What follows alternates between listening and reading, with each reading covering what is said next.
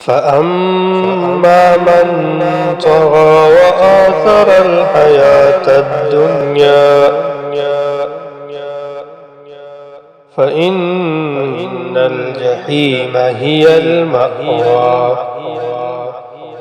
وأما من خاف مقام ربه ونهى النفس عن الهوى فإن الجنة هي المأوى. يسألونك عن الساعة أيان مرساها فيم أنت من ذكراها إلى ربك منتهاها. إنما